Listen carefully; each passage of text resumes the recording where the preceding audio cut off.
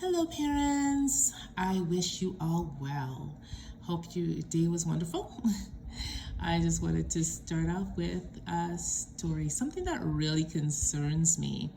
I was at a school today and there were 5 students in the classroom, and out of the 5 of them at lunchtime, one of them had a meal that I would consider healthy. One.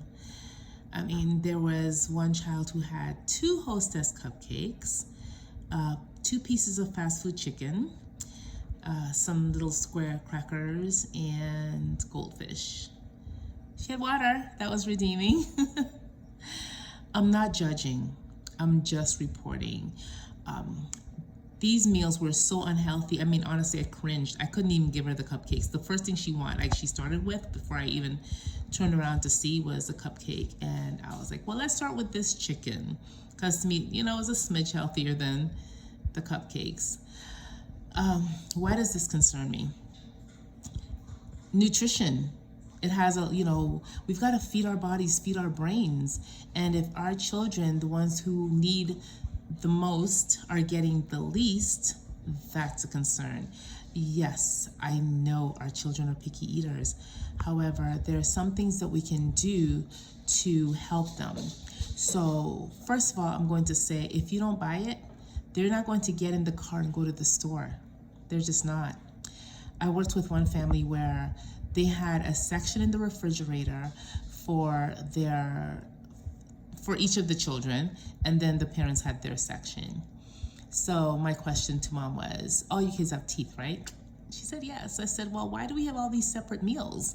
It's not that they need a special diet. They're not on special diets for any reason. So we started introducing her 3-year-old, who was on the spectrum, to different foods. And yes, the first day was difficult. So I asked her what she'd like him to try. And she said eggs. So we prepared some eggs. And again, we made nothing else available, right? She cleared that section of the refrigerator, because that section he could actually reach and see what was in there. So we put everything out of sight, out of his sight. So she prepared the eggs and put them out. He refused to touch them. And he actually went to bed without eating. And she called me the next day panicking, because I'd been there till 4, and he did not eat the whole time I was there. And the next day she called me at about noon, and she was panicking, like, I've got to feed him. My husband said he's going to be sick if I don't feed him. And I said, just give it a few more minutes. And she called me back at 2 o'clock. She's like, he ate the eggs, and he also ate carrots, which he had never eaten before. So what she noticed happened, like, she'd done this before, but she'd always waited. Like at the 12th hour, she always got so scared. The 24th hour, sorry. She always got so scared that he would be sick, and he wouldn't eat. And that was when it clicked. So he tried that, and he's never had any problems since. I no longer work with them because, of the success with not only feeding, but there were some other issues with communication and socialization. So we worked with him, with his brother on socialization, and now they're best friends and having fun. Anyway, so it's really important we introduce them to new things. Now, if they like something, so say they like, one thing too, because a lot of parents, they say, well, they only eat McDonald's French fries.